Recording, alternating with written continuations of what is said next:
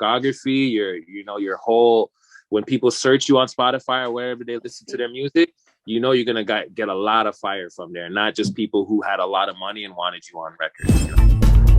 About to go downtown. Downtown, hey! Downtown. You about to go downtown. Good morning, good afternoon, good night, and welcome to another week's episode of Downtown World. Don't waste no time with negativity. Now, being a real music lover, born and raised in Toronto, real 90s kid, if you don't fucking know the name, fucking Rochester Juice in the motherfucking building. What up?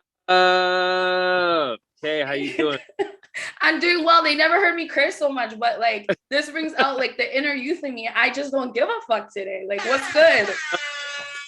Let it loose, baby. Let it fly. Let's go. And Downtown World, everyone knows it's not an ego over here. There's no pride. Literally, Downtown World stands for don't waste no time with negativity. And if no one's gonna tell you fucking Rochester to your face, or as much as we can in this pandemic, that you're a fucking legend, you're a fucking legend.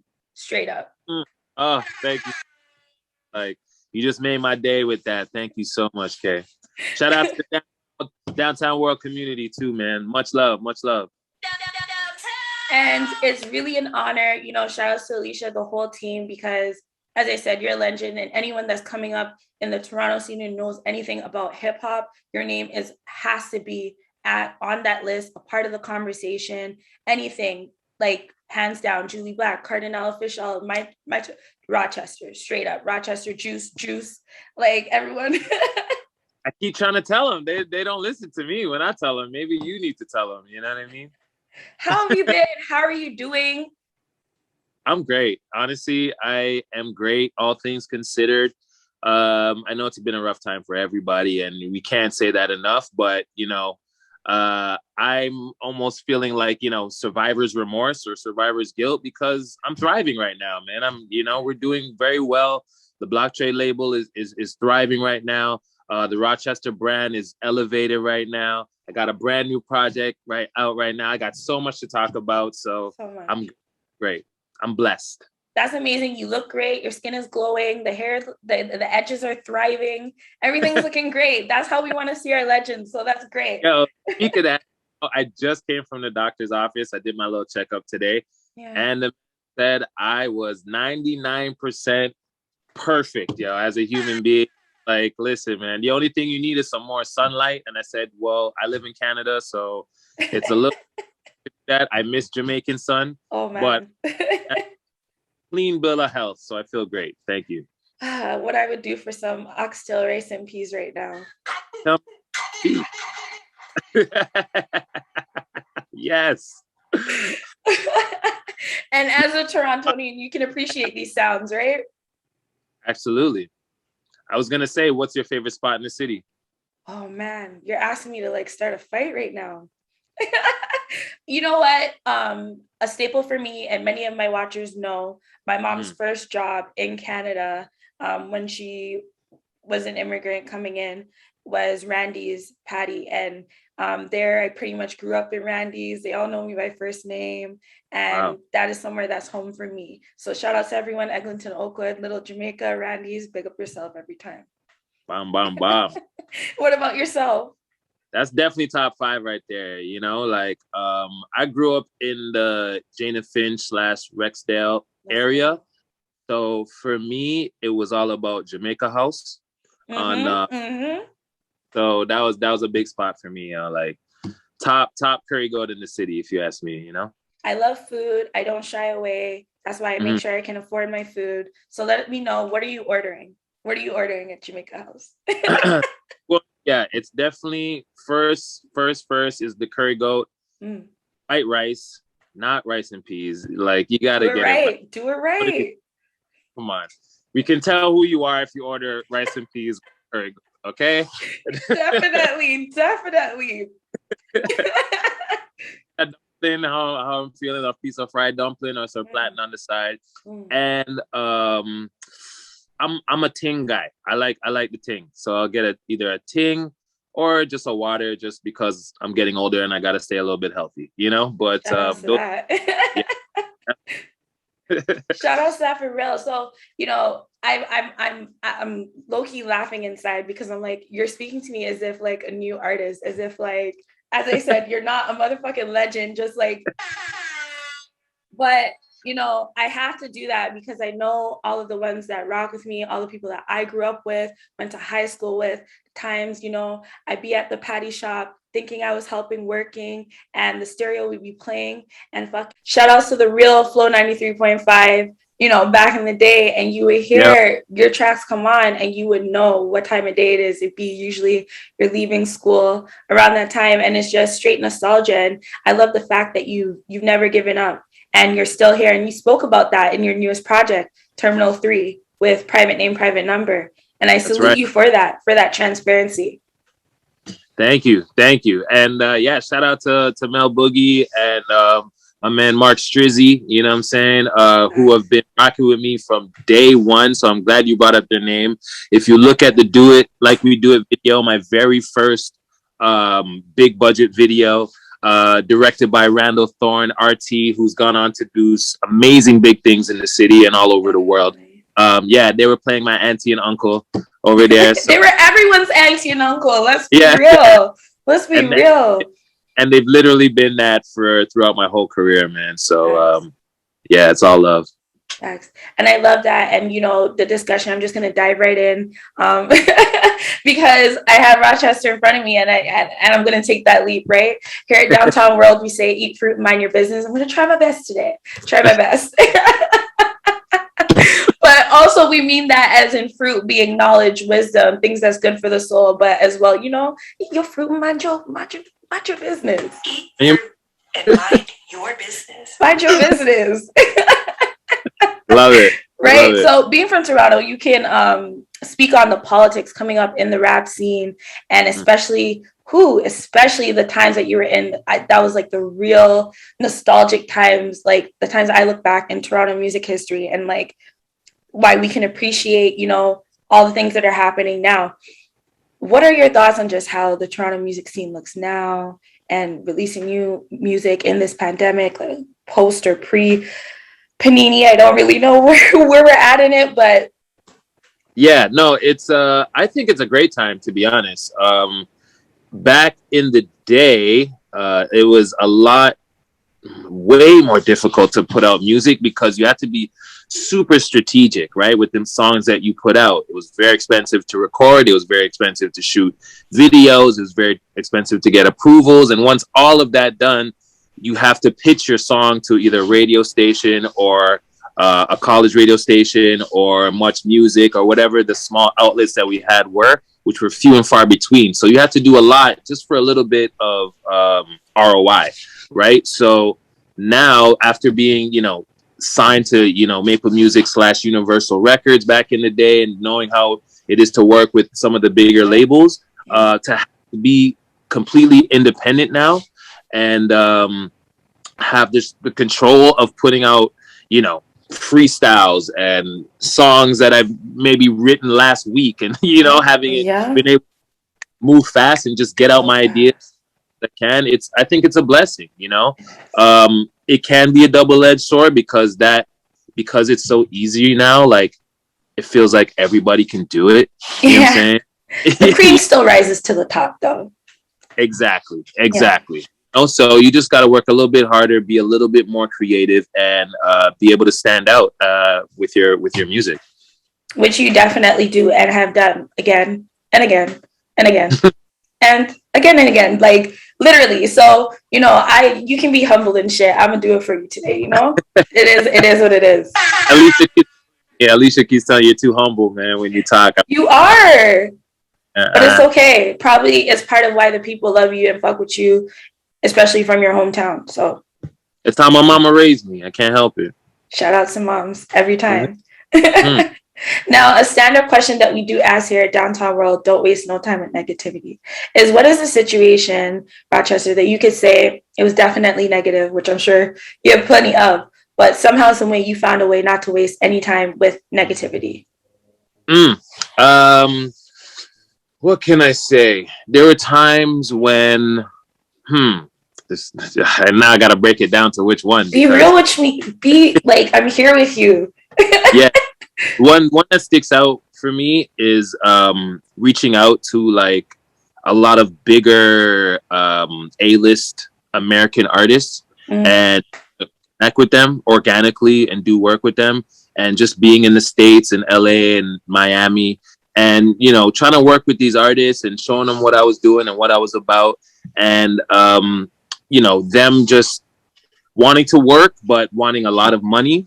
And even when money was on the table, you know, they were still like very flaky about certain things. You know, I'm not gonna call no names because we ain't gonna do that right now. I know you want to mind your business. But there's been multiple situations where I thought people would be moving different by the music they made, you know what I'm saying, and the integrity that they showed through their songs. But when it came to actually doing business, you know, with the real ones such as myself, I was very disappointed, you know what I'm saying? And but my thing is like, you know, that bitterness, it's like a virus, you know what I'm saying? It can seep into your body. It can change the way you think, and it's up to you to kind of like break that cycle, you know what I'm saying? Like because that's what's happening. I feel like, you know, maybe those artists, somebody did that to them, so they're kind of paying it forward in a negative way. But for a man like me, I wanted to change that whole cycle and say, okay, these guys don't want to work. They're fucking around. I'm not really with that.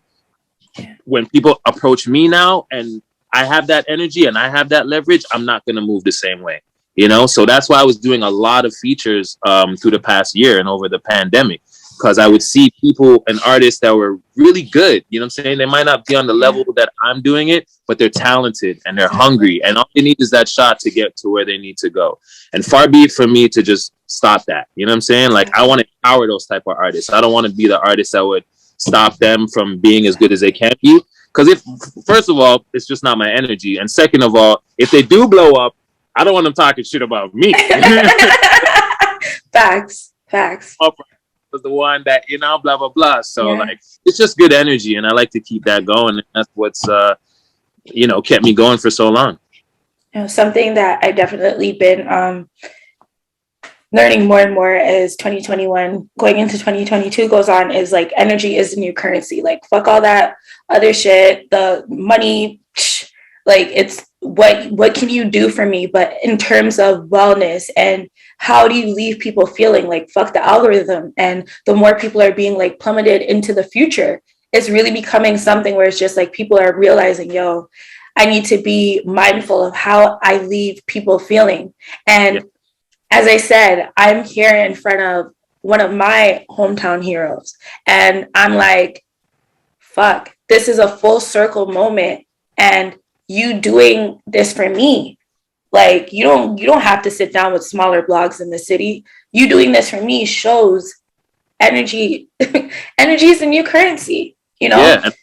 Oh, that's what I'm all about. Like, I really want to pay that forward. Because remember, a man like me grew up in the Screwface capital. Like, that's all I saw. Yeah. Right? Yeah. Like, I can vividly remember going to shows, tearing down the show in Toronto, and people looking at me like, I wasn't even there.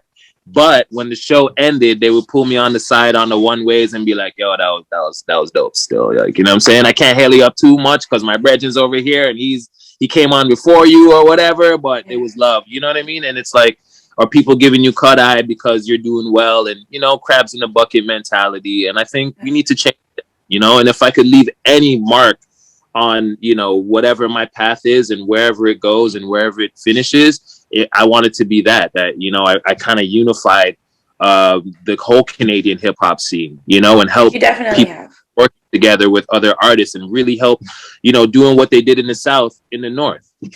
Facts. And, you know, when people speak on like OGs and, you know, niggas forget what OGs really are supposed to do and be, right? And when you're going to say you're a music OG, it's exactly that mindset that you're speaking on now. And one of the things I really admire about your career as well is, as you said, Toronto, what it is, how the people can be. So, you know, when niggas make it out of here, like, we have to salute them and really heal them up, because we know what those people have gone through, especially you more than most. What do you feel like contributed to your mindset, you know, just getting you to win? That I get asked that a bunch of times, you know, and it's hard. Sorry to be redundant.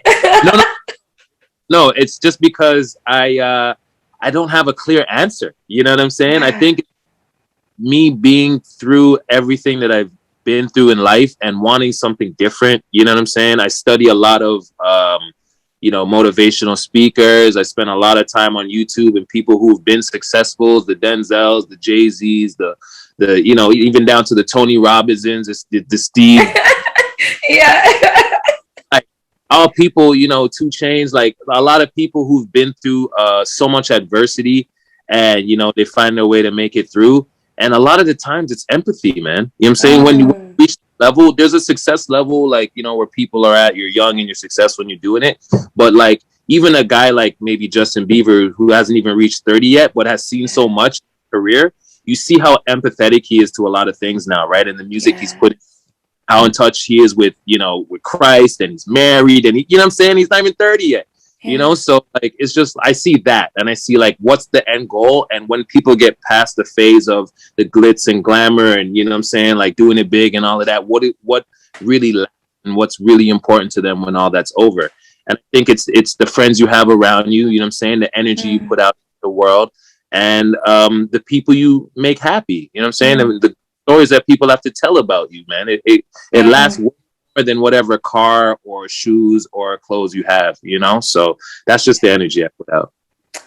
1,000. Thank you for that. You know, when I was watching on Rolling Loud Festival most of this weekend, and, you know, just seeing the different stages and the different level of artists, and TikTok algorithm popular artists versus like niggas that really do it and can come out and do a set. And, you know, as I said, you have great performance. You know, you're one of those artists, breath control, you have stage presence, all of that. Do you remember in your earlier years, like, what maybe helped you to be like, because I know it wasn't perfect from day one. So do you remember early, like, just some of those things you had to realize the hard way when getting ready to like perform in front of people in those first early shows? Oh yeah, doing a bunch of open mics and running out of breath before the thinking you could just jump up and down for like 5 minutes and still rap, you know what I mean? Like, no auto tape, nothing to save you, right? It was just an instrumental and a microphone. So like, if you out of breath, it definitely shows, you know? I had to learn how to, you know, build up my, you know, my breath control for sure. And honestly, watching the man them bigger than me, Socrates was a big influence in my stage show, you know, because those times I was opening up for those guys constantly, right? I was just the young coming up, and those guys were the big men. You can't right? just say that normal. Like, like you can't just like it's another like it's another day. You need to do like, nigga, you were opening for Socrates, another fucking legend. Like, nah, that's real shit. Number, like, you know what I'm saying? We talk on the regs.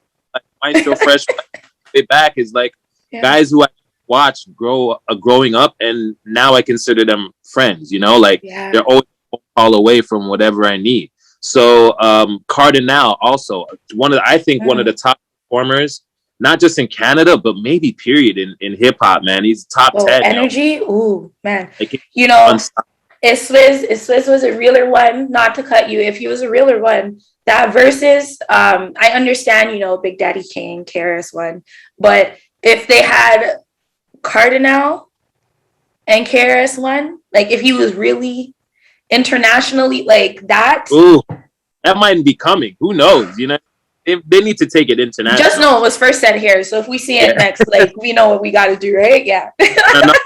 Like, I love Versus. I think it's such a whole new platform. It's a beautiful thing. It's a celebration of hip hop, which I love.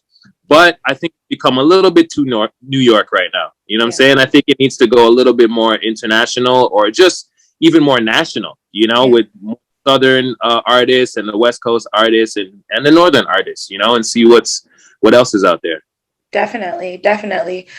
Just because you brought up Cardinal, I'm known to have random questions.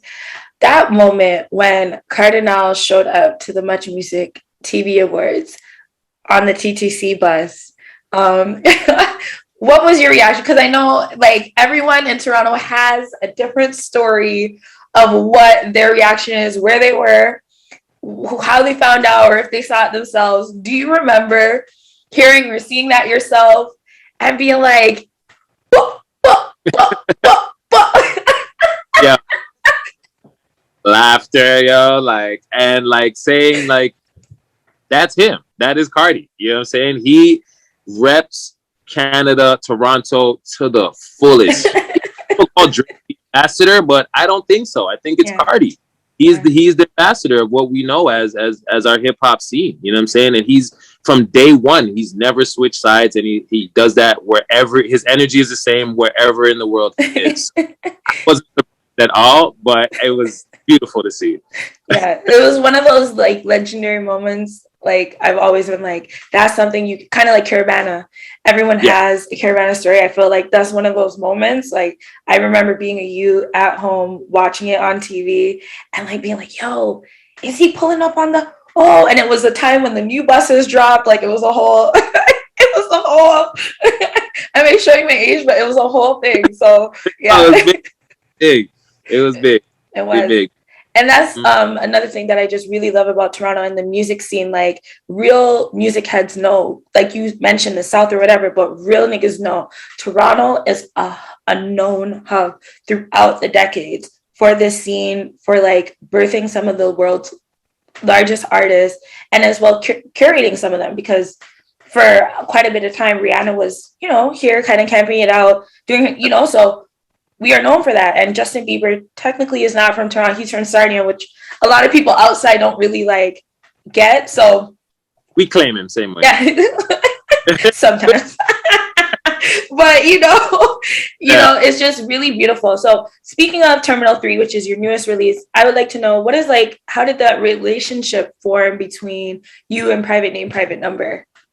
Oh, it was organic. And I think that's the way the best relationships should be happening when you're going into the studio, you know, like it just makes for better music. He was a fan of mine, you know what I'm saying?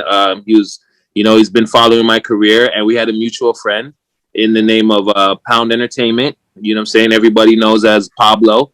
And he kind of just connected the dots and said, hey, you want to meet Rochester? You want to do a record? And it just started off as him wanting a feature from me. Yeah. And, you know, he was just going to, you know, give me, you know, send me the beat. I was going to send it back, and we're going to do the work. But, you know, we started hanging out and stuff. And it was just like, yo, like, I think we should be doing more than one record, man, because I like your vibe, you know what I'm saying? And you're talented, you're hungry, you know what I'm saying? You're pushing stuff out. And I'm at a place where I want to do records, man. And I think, you know, even where the game is right now, you know, just doing a feature, like, it's not like Mary J and Biggie hooking up anymore, you know? So that a big thing when it happened, it's like, oh my God, hip hop and R&B. But now collaborations are it happens all the time, you know? All the time. But how can we make it something special? You know what I'm saying? And not just another single that people are putting on their Spotify for this week or this month, you know? So I'm like, we thought about it. I thought about it. I sat down and I was like, what's going to happen? We're in a pandemic right now. People are stuck at home, but it is going to come when everybody's going to want to fly out again. And when they do, they need a soundtrack for that, you know? So like, why don't we give them something like that? Something that has international sounds, something that they can put on their AirPods when they're heading to Terminal 3 and they're taking that international flight to whatever Caribbean, American, or wherever they're going across the world, you know? So that's how Terminal 3 was born. Facts. I love that. So am I allowed to be like real with you? Like how real can I be? Ooh, all the way. It's the only way I like it. All right. So at first, listening to the project, great body of work. I love the fact that it's under 20 minutes. Like, so automatically I streamed it 3 or 4 times straight. Yeah. So there's an answer, right? Okay. At first listen, you know, for me, because I'm just a fan and a listener, it did feel a little bit surface level, you know? I was like, guys talking about like flying out girls and all that, right? And then like, I had to correct myself come second listen, because then I really started taking in, I was able to get past, like, the beats are fire. I was able to get past, like, you know, what I know is kind of being not sold to me, but where they want me to catch the bounce, and really taking the bars that, you know, you were seeing, and Private Name, Private Number was also saying on this track. And you went in. You went in. You went in.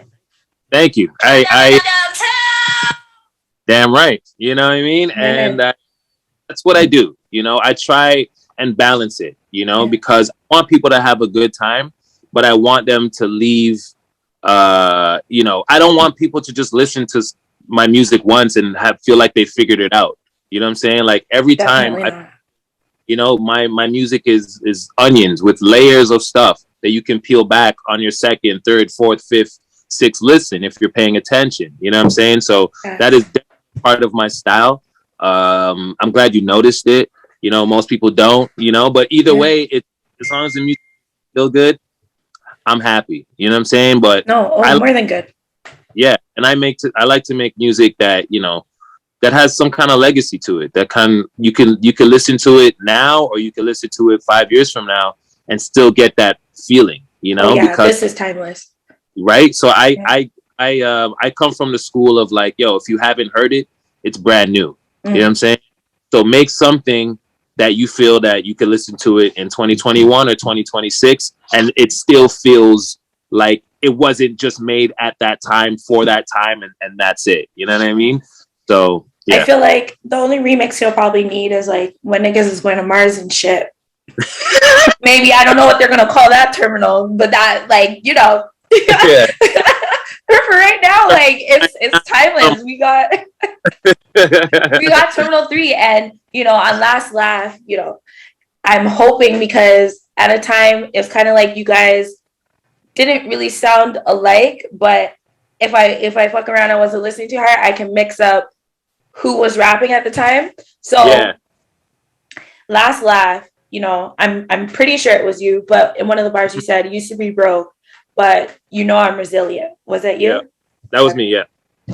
If you can speak on, you know, I'm in poor. Yeah. I have no shame in my game, because God has blessed me so far, from my mom feeding me porridge in a butter dish on the 86, you know, all the way to where God has blessed me to now. I have no shame in my game. So just hold on. If your mom never put your lunch in the Imperial Parquet, then you haven't been through anything in your life. You don't know. You have not. If she didn't put the Wonder Bread bag with the last 2 pieces of bread in there, for another file. Oh my God. Fine. Oh. Right? But yes, I have been. Life is full of ups and downs. You know what I mean? Like I'm a father of 2. You know what I mean? The music industry is it comes in waves. It comes, it goes. The vibes come and go. I don't knock anybody who's not doing it anymore, because I understand it's not for everybody, and the road does get rough. You know, it's not built for everybody, and responsibilities do come into play, and you have to make decisions. You know, but there's artists that kind of do it as a hobby, and then there's artists who can't live without this. You know what I'm saying? Like they just can't function. And I was a man that even with all my successes, when things got rough for me, I had to question who I really was, and like, am I meant for this? You know what I'm saying? So I took time away. Some more of those questions. Yeah, and I had to ask myself these questions, you know, because as a father, it's like, okay, can I keep dicking around with this shit, or am I gonna, you know, like, do I have to step up and be a man? And when your baby mom's is like this, like, what are you doing? What are you doing? She's got to eat. We got things to deal with. The bills are piling up. You know what I mean? You're like, well, what should I do? You know? So I had to really dig deep and even try other things, you know what I mean? And step away from music. But once I did that, I realized that nothing else made me feel as whole as a human being as when I'm creating music, when I'm performing music, you know what I'm saying? When I'm shooting videos, when I'm traveling, when I'm doing interviews like this. this is what makes me who I am. You know what I'm saying? Like, and I'm not complete unless I do it as a human being. So I'm glad I stepped away for a little bit. You know what I'm saying? I've seen what other things are out there in life and realized that the only thing that truly makes me happy is this right here. So I'll be doing it the rest of my life. I truly love that for you, because it's such a beautiful space in life when you're able to be present and do what's best for you and know that it's okay. And sometimes, you know, your reality versus like your dreams, you know, something to speak on a lot. And sometimes it be the ones closest to you, baby moms, parents, you know, your job. So many people go through so many walls that you've always felt like you've always motherfucking had the juice. Like you could not deny it. You know what I mean? And respectfully as a fan, like, I appreciate all the hills and the vulnerability and everything that you just showcased to someone, because whether niggas want to admit it or not, we study, we do our homework the same way we look at the New York scene and do our homework. We study mans like you and Maestro and Julie Black, like Melanie, like I could go on, because Canada is just beautiful that way, you know? Yep. And it's just, thank you for that vulnerability, because that's what it's all about. And that's what has people rocking with your music in 2021 and beyond. And a lot of artists don't understand that. Thank you so much. Thank you. And I've always been like that. If you look at my whole discography, that's kind of the artist I've been. You know what I'm saying? Like songs, I got a song Broken Toy about my daughter with cerebral palsy. I got songs like Priceless that are dedicated to, women out there and all the struggles that they've been through.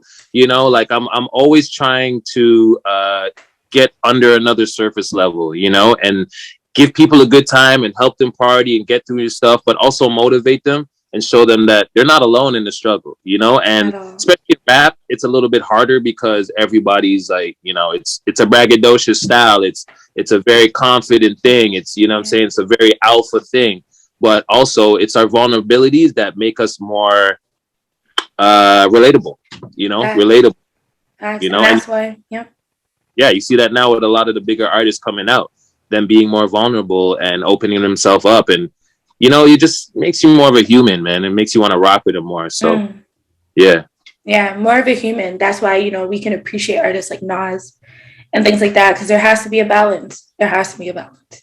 Facts. Yeah. So another staple question that we ask here at Downtown World, don't waste no time with negativity, is you have the 5 elements, okay? And the 5 elements include water, air, fire, earth, and spirit. Rochester Jews, which element do you feel like represents you or you resonate with the most, and why? Spirit definitely sticks out to me. It's the only thing that's kind of got me through, like my presence can be felt through my music. I think the energy can be felt through it, my spirit. I try and leave some of that in every song that I make. You know what I'm saying? So it would definitely be spirit, but second, very close second, I think would be water. Flow is insane, because my flow is insane. I'm always about the pocket, how we ride the beat, like I'm all about. So pen game's nasty. The pen game is nasty. Yeah. What is some like advice maybe that you can give to the young writers out there, or people that are in charge of their like production? Because I know you've done a lot as well independently, so you've had to play many sides of the work that you do. What is some advice you can give out to the young creators and like writers out there? Don't be lazy. Use all 24 hours in your day. Obviously get your rest when it's needed, but don't complain that you don't have enough time. Look at your schedule and see how much time you really have. When you're writing music, be as you as possible. Don't try and be like everybody else, because you'll never be as good as that person, because they're doing it first. You know what I'm saying? You're better off just being you, and you might not sell 1 million records or whatever it is. You know what I'm saying? But I think niche is actually more the way to go, because if you can have even if it's 1,000 core followers. Jeez. Guess what, bro? They buy something for $10 for you. That's $100,000 a year you're making. You know what I'm saying? Like, think about that. So if you can be whatever that core following needs just for them and grow small and build from there, you're much better off trying to chase somebody who's, you know, the Drakes and the Tories and everybody else who's doing these things, because they've already done what they're doing. You know what I'm saying? And I think that's probably the best advice I could give. Be yourself as much as possible. Yeah, I'm eating fruit, minding my business, and I'm not trying to put you in no shit, you know, but even like thinking of Tory Lanez and like how he kind of tried to come at it and cut through at a certain part in his career, you know, once again, he was vulnerable with showing that path and realized, fuck, I can't keep doing that. So it has to be the new Toronto. You know what I mean? And to me, like, that's when shit on a worldwide scale really started like transcending. So also, which is, you're 100% right. And also, I think, you know, it takes time to find that. You know what I mean? It's not, like I say, dreams don't have deadlines. So your timeline is, you know what I'm saying? Whatever your timeline is, let it be that. Don't watch other people's timeline, because, you know, they're on their own path, yo. So if you start looking at where the grass is greener, you'll never be satisfied. You know what I'm saying? You have to be satisfied with the person you're going up against. You're your own competition. So if you could look yourself in the mirror and say, like, I worked my ass off today. I wrote some great music today. You know, I don't know where it's going to go, but I'm satisfied with the work that I'm doing. I think, yo, and the people around me are satisfied, then you should be good with that. Live with that and let the blessings come to you. You know what I mean? Ooh, yeah. You're dropping a lot of fruit. Dropping a lot of fruit today. So thank you. After years, I'm not the young kid anymore. I've learned so much from my peers. You know what I'm saying? I've been paying attention, and I just really try and utilize it in my life and just pay it forward to anybody who's willing to listen. Facts. And I do respect and value your time. So I am known to get very invested in conversations. So whenever you feel more than free to let me know. But as I said, like, you're a legend and there's a lot, like, your mindset is just so beautiful. And people that really listen to your music, or really, as I said, love Toronto music history and the music scene now, they will more than appreciate this conversation. So thank you. And listen to that Terminal 3, you know, listen to it 2-3 times, you know what I mean? Put it in rotation, share it with everybody. Make sure, if you don't know who Private Name, Private Number is, go check him out. Check out the whole Block Trade team, man, and the whole camp, S4, G4, Astro Kid J. Shout out to Fame Holidays doing his thing. Hold Up Way, which is a banger for the summer. The last video will be out. I hate saying this. It's going to be out soon. Yeah. As y'all go home to that. It's almost done. I promise you, you know, and it's, from what I've seen, it looks phenomenal. So I can't wait for the world to see it. So let me ask you, this, right? Growing up, young child coming up, what really, I know you've probably been asked this a million times, but what inspired you to get into music? You know, what were those first moments you can remember being young in the city and being like, this is something I would love to be a part of? It goes way beyond even just hip hop. I think it was just my dad being a music lover. You know what I'm saying? So me waking up on the weekends on Sunday and smelling, you know, fried dumpling, ackee and saltfish, some fried banana, you know what I'm saying? And like hearing, like, you know, Dennis Brown and, you know, thing from that to, you know, the Temptations and Smokey Robinson and Michael Jackson and all of these like early artists, and staring at vinyl on ends, vinyls, and just being like, wow, like, look at these covers, look at these artists, look what they're doing. And him just being so engulfed in the music. And then me growing up and learning, like, figuring out like hip hop and listening to everybody from KRS to Big Daddy Kane to Maestro to Ghetto Concept to Infinite, and you know what I'm saying? Like all of these guys who came up, and the Cardis and the Sox and the Shaw Claires, who just like really was like, wow, these guys are from down the road and they're doing this.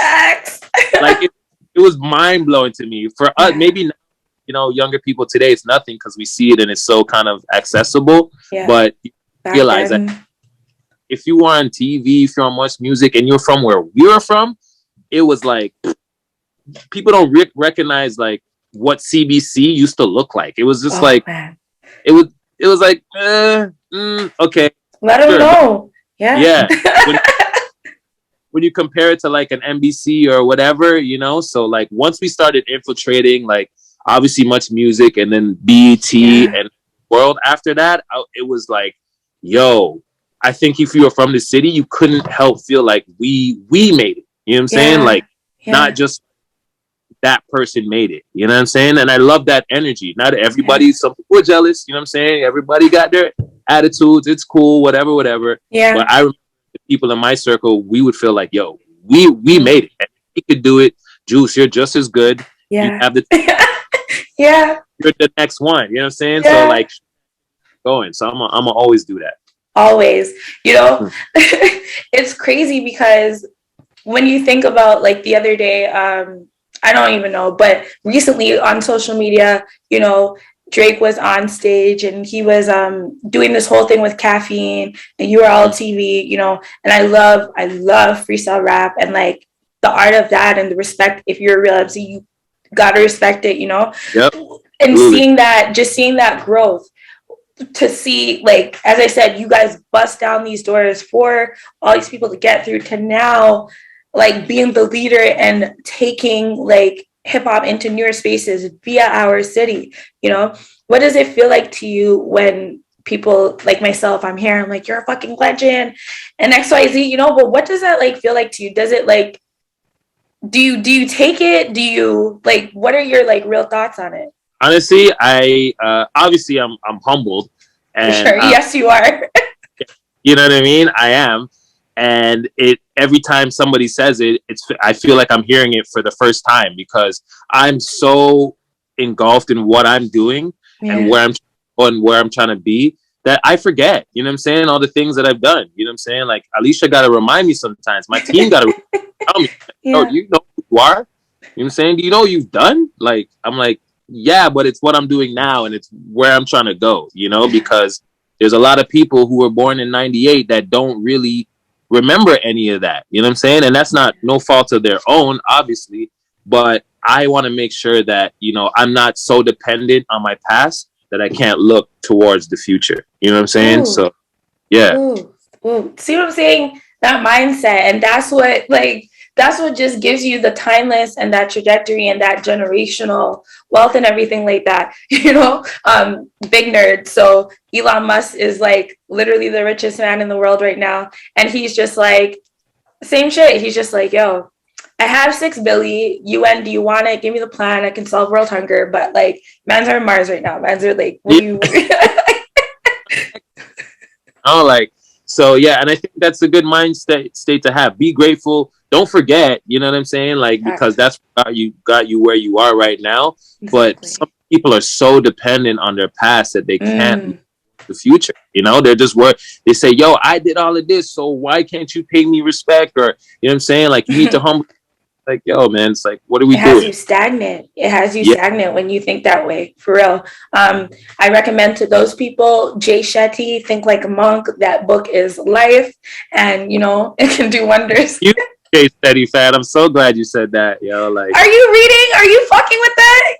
Oh my God, all day long, man. All day long. Yeah. Big up Jay Shetty one time. Big up Jay Shetty every time. And Tom Bilau, since we're out here. Since they're out here in the scope, But Terminal 3, as I said, if you're from Toronto, Terminal 3, that's the gate where you go when you're going places and enjoying the things, right? And as I said, through each experience listening to the project, I was able to recognize different parts and levels of a trip and what the vacation feels like, and the good and maybe sometimes the bad, because we be spending a little bit over the credit card limit at times, But for my ladies out there, turbulence, you got a little spicy, got a little what inspired? Take some turbulence. All right. Yep. So, like, are you part of the Mount Club? Can I tell you off camera? I can tell you right now. I mean, eating fruit. Tell them eat fruit and mind their business. I didn't. Yeah. Who asked that? Me? I got my business with that one. Mm-hmm. Love it. So Turbulence 3, what inspired that track? You know, as I said, it sounded very real, very real. Yeah. No, honestly, it was just a whole vibe. You know what I'm saying? Like, we're like, yo, what would a party on a plane feel like? You know what I'm saying? Like, if we had Soul Plane right now. It captured that for real. Yeah. Like, what would that feel like? You know what I'm saying? Like, how can we just have the most lit party on a plane? Like, you know, sometimes flights are long, you know, and they get boring, and you know what I mean, you're falling asleep. I'm like, what would like just a beautiful party on a plane feel like? You know what I'm saying? So that's how Turbulence came about, yo. And I just thought the play on words with like, yeah, it definitely did feel like that. Just right there, what you did with your hands. Yeah. That's what was happening. You know what I mean? So yeah, it's fun. No, it's great. It's great. It's full circle. You got your nasty bag. You got your like woke bag. You gave everything. And as I said, with each listen, I was really able to like take in those bars and be like, whoa, like, yeah, I'm twerking, but damn, like that was a real bar. Like that's what you just said. Yeah. You know, and that's a life. So like, even, if you listen to the bars, it's like, I'm not just constantly talking about girls shaking ass. I'm talking about the come up, you know what I'm saying? And how we got to where we are and what the places we're trying to go, you know, other flights we're trying to take, you know? So like, I'm just trying to inspire people and have a good time. No, you're definitely talking that talk. If there was something that you could change about the music industry right now, take out all the politics, everything, what is something that, you know, is important to you that you would love, or if you had the power to, you would make that change? Damn. What? Good question. What I would change? I wouldn't make anybody charge for collaborations anymore. I would say if you mess, then you mess with the artist. You know what I'm saying? Y'all just fuck with each other and y'all just make good music. You know what I'm saying? You get whatever you get on the back end. You split that, obviously, you know. But in terms of like actually charging for somebody to be on the record, I think, you know, if you have genuine respect for somebody, you hop on the record and then you guys make your business on the back end. So I fucking love that. And if people are real like music lovers, when I something that just came to my mind as you were saying that, Roxanne, love her story and everything she means like in the hip hop community. Salute to you, Roxanne. And you know, Roxanne, there was a scene in there where the DJ, she was literally doing laundry. I don't know if you ever watched the Netflix movie. She was literally doing laundry, and that's when his name is slipping me now, called her and was like, yo, come record this real quick. There was no conversation about bread. There was no conversation about any of that. It was like, yo, I have a fire beat. You got raps like that are fire. Come deal with this right now, and we'll figure it out later. Yeah, and then, honestly, it's always the organic stuff that usually makes the best music, yo. You know, like, it's just like, yo, I fuck with you, you fuck with me. Like, let's make records, you know? Like, I think even Russ said that, you know, he's doing so well independently. And he's like, I will never charge somebody for a feature, or I don't want anybody for a feature. You know what I'm saying? Like, if somebody fucks with me, they can come to my studio or I'll go to theirs and we can make a song, and vice versa. You know what I'm saying? But or else I just won't do the record with you. Because if you have to pay me to hop on a song and all of this stuff, like, sure, on the surface, it's nice. You know what I mean? But, like, there's nothing organic about it. And I feel like you can almost kind of feel that in the music when it's just like a paid. Just a cash grab. Yeah. You know, like your label rep said, oh, we can get this artist. And you really don't have anything in common, but your style might somewhat similar. Yeah. No, it just sounds good on paper, but it's not real. You want genuine collaborations with other artists. No, that's really real. And, you know, I get it. People are hungry. They want money. You know, everybody wants everything. But even like myself, plenty of times I had to look at the business of this and be like, damn, like, you know, I could be charging for this, but you know what? Nah, because we're really about the people and community and really helping other people to win. That's what the whole platform is embedded in. So, like, how can I? You know what I mean? When I know, like, shit's real out here. Niggas need that $20 to go buy a whole lot of chicken and some rice or something at No Frills to cook for their family. Like, real shit. You know, it's the end of times. It's Hunger Games in this bitch. And they can decorate it as much as they want, but shit's real out here. So, yeah. No, it's true. It's true, man. But I think, just that sacrifice, you would be making a lot better music. You'd be more, choosy with the artists that you work with.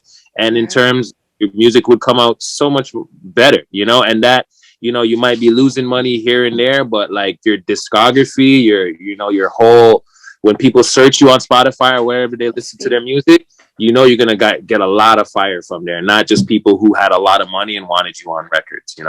Facts, facts. Are you into like crypto or NFT or anything like that now? I'm slowly learning. You know what I'm saying? I'm jumping on the bandwagon late, but I've just been educating myself on it because I'm a Capricorn. I like to know as much as I can before I jump into something. You know what I'm saying? So I'm at the point where I'm educating myself about it, but it is going to be something that I'm looking to invest in the future for sure. No, I'm definitely.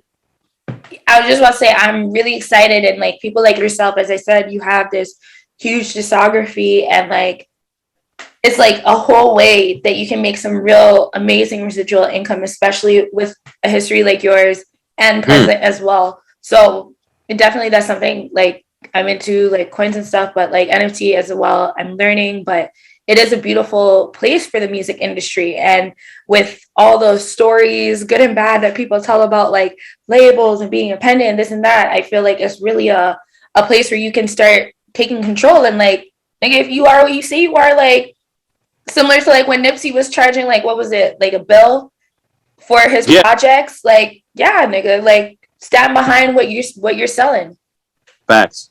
So that's why I said it's a beautiful time to be an artist right now. There's the independence of an artist. Like, we are cutting out the middleman in a big way.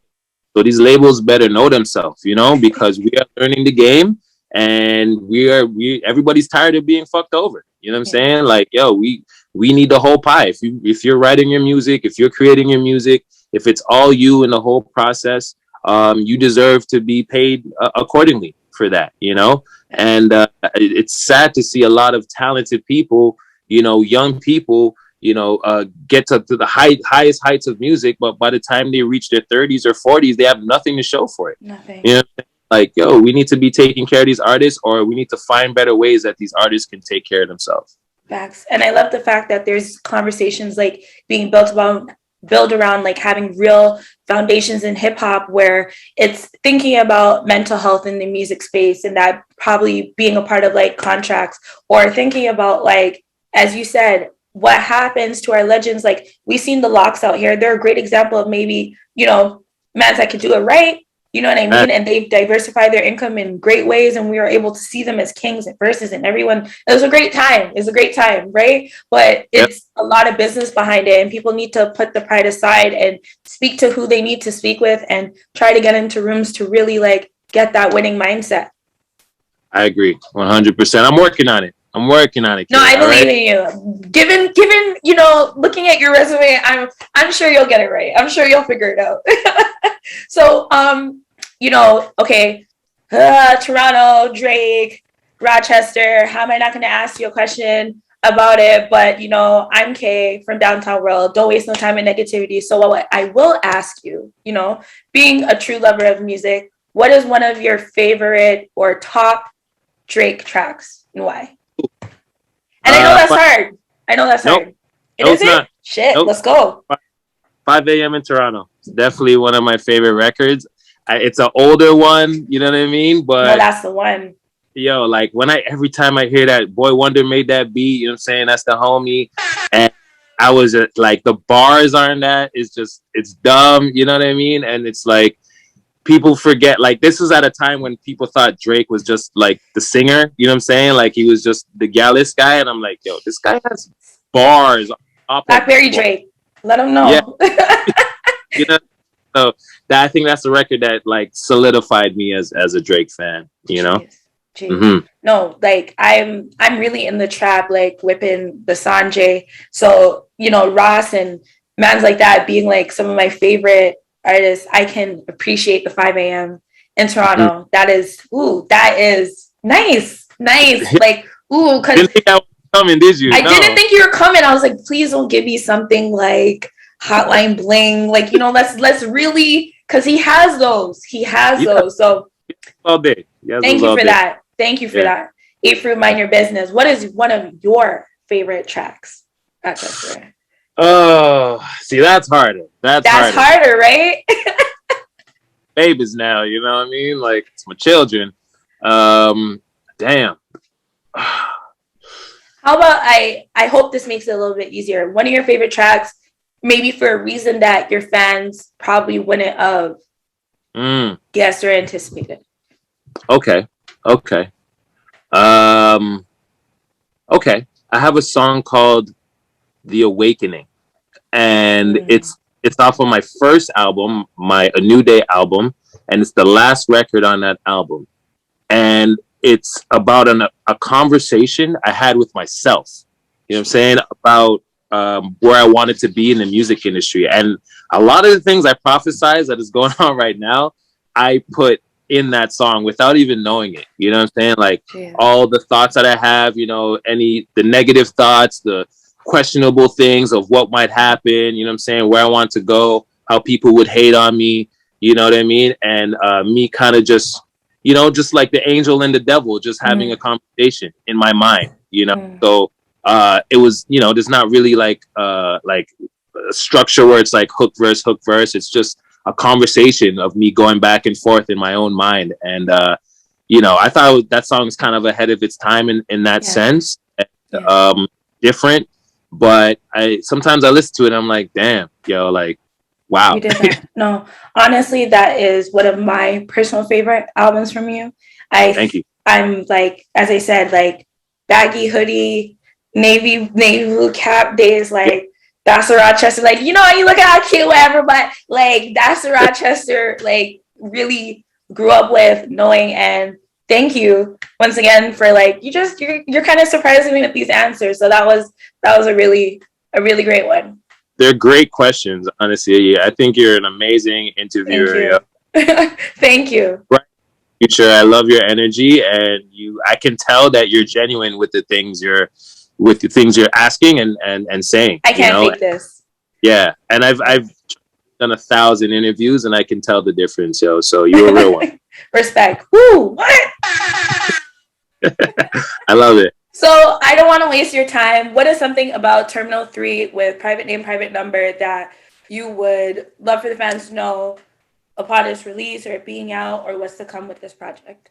I think people know that me and Private really sat in the studio together and built these records. You know what I'm saying? If we weren't, we were phone calls going through bars and hooks and playing things back and forth with each other. It's not like he sent me something, I sent him something, blah, blah, blah.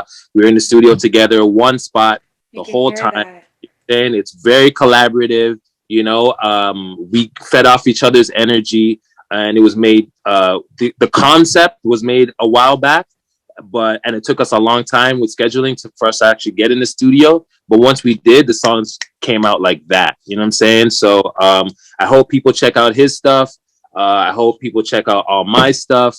And I hope you just really like the energy, man. And if you want more, let us know, man, because I like working with him. And I think we're down to do maybe another one and keep this whole thing going. Yeah. You really should. Yeah.